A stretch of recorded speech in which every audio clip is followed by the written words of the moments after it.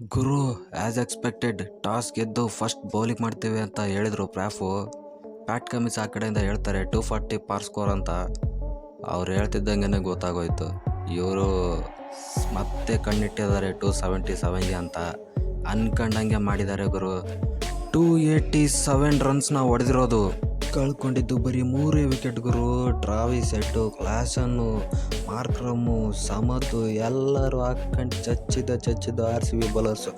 ಒಬ್ಬ RCB bowler ಕೂಡ ಚೆನ್ನಾಗಿ ಮಾಡೇ ಇಲ್ಲ ಬೌಲಿಂಗು. ಇದು ಒಳ್ಳೆ ಬ್ಯಾಟಿಂಗ್ ಪಿಚ್ಚಾ ಅಂತ ಹೇಳಿದರೆ ಬ್ಯಾಟಿಂಗ್ ಪಿಚ್ ಏನೋ ಹೌದು, ಆದರೆ ಈ ರೇಂಜ್ಗೆ ಹೊಡೆಯೋಷ್ಟು ಬ್ಯಾಟಿಂಗ್ ಪಿಚ್ ಅಲ್ಲ ಇದು. ಅವರು ಒಳ್ಳೆ ಬ್ಯಾಟಿಂಗ್ ಆಡಿದ್ರು, ಹೌದು ಅವರು ಒಳ್ಳೆ ಬ್ಯಾಟಿಂಗ್ ಆಡಿದ್ರು.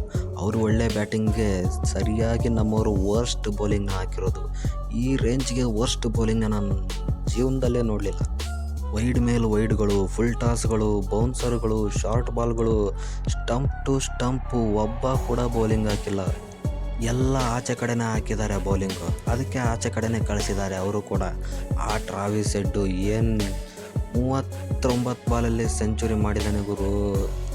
ಸ್ಟಾರ್ಟ್ ಮಾಡಿದ್ದೆ ಟ್ರಾವಿಸ್ ಹೆಡ್ಡು, ಮುಗಿಸಿದ್ದು ಅಬ್ದುಲ್ ಸಮದ್ದು. 10 ಬಾಲಲ್ಲಿ 37 ರನ್ಸು. ಯಪ್ಪ, SRHನವ್ರು ಏನು ಬ್ಯಾಟಿಂಗ್ ಆಡ್ತಾಯಿದ್ದಾರೆ ಬರೆದಿಟ್ಕೊಂಬಿಡಿ.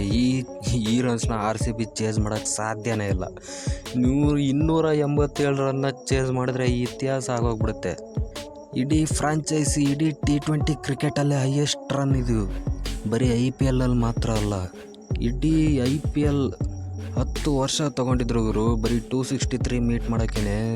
ಇವಾಗ ಒಂದೇ ಸೀಸನ್ನಲ್ಲಿ 3 ಸಲ ಆ ರನ್ನ ಮೀಟ್ ಮಾಡ್ತಾರೆ ಅಂದರೆ ಏನು ಹೇಳೋಣ. ಅದು 2 ಸಲ SRHನವರೇ 277 ನೋಡಿದ್ರು ಮುಂಬೈ ವಿರುದ್ಧ. ಇವಾಗ RCB ಮೇಲೆ RCB ರೆಕಾರ್ಡ್ನ ಮೀಟ್ ಮಾಡಿ, ಅವ್ರ ರೆಕಾರ್ಡ್ನ ಅವರೇ ಮೀಟ್ ಮಾಡಿ ಬ್ರೇಕ್ ಮಾಡಿ ಚಚ್ಚಿ ಬಿಸಾಕ್ಬಿಟ್ಟಿದ್ದಾರೆ. ಅಂದರೆ ಟೂರ್ನಮೆಂಟಲ್ಲಿ ನಾವು ಯಾವ ಥರ ಬೌಲಿಂಗ್ ಲೈನಪ್ನ ಇಟ್ಕೊಂಡಿದ್ದೀವಿ, ಯಾವ ಥರ ಬೌಲಿಂಗ್ ಆಗ್ತಾಯಿದ್ದೀವಿ ಅನ್ನೋದು ಮ್ಯಾಟರ್ ಬರುತ್ತೆ. ಇಲ್ಲಿಗೆ RCB almost out of the tournament ಅಂತಲೇ ಅನ್ಕೋಬೋದು. ಈ ಮ್ಯಾಚ್ ಕೂಡ ಸೋಲ್ತು ಅಂದರೆ ಇನ್ನು ಮಿಕ್ಕಿರೋ ಎಲ್ಲ ಮ್ಯಾಚ್ನೂ ಗೆಲ್ಲೇಬೇಕಾದಂಥ ಪರಿಸ್ಥಿತಿಗೆ ಬರುತ್ತೆ. ಮಿಕ್ಕಿರೋ ಎಲ್ಲ ಮ್ಯಾಚ್ನೂ ಗೆದ್ದರೆ 16 ಪಾಯಿಂಟ್ಸ್ಗೆ ಹೋಗ್ತಾರೆ. 16 ಪಾಯಿಂಟ್ಸ್ ಕೂಡ ಏನು ಒಳ್ಳೆಯದಲ್ಲ. ಅಲ್ಲಿ ರನ್ ರೇಟ್ ಮ್ಯಾಟರ್ ಬರುತ್ತೆ. ಬೇರೆ ಯಾವುದಾದ್ರೂ ಟೀಮು 16 ಪಾಯಿಂಟ್ಸ್ಗೆ ಬಂದರೆ ಸೊ ಈ ಸೀಸನ್ ಕತೆ ಇಲ್ಲಿಗೆ ಮುಕ್ತಾಯ ಆದಂಗೆ ಅಂತ ಅನ್ನಿಸ್ತಾ ಇದೆ. ನೋಡೋಣ, ಏನಾದರೂ ಚೇಜಿಂಗಲ್ಲಿ ಚೇಸ್ ಮಾಡಿ ಗೆದ್ದುಬಿಟ್ರೆ ಪವಾಡ ಆಗಬೇಕಷ್ಟೆ. ಪವಾಡ ಆದರೆ ಪಕ್ಕ RCB ಮ್ಯಾಚ್ನ ಗೆಲ್ತಾರೆ. ನೋಡೋಣ ಚೇಸ್ ಮಾಡ್ತಾರೋ ಏನು ಮಾಡ್ತಾರೋ ಅಂತ. ಸಿಗೋಣ ಮುಂದಿನ ವಿಡಿಯೋದಲ್ಲಿ.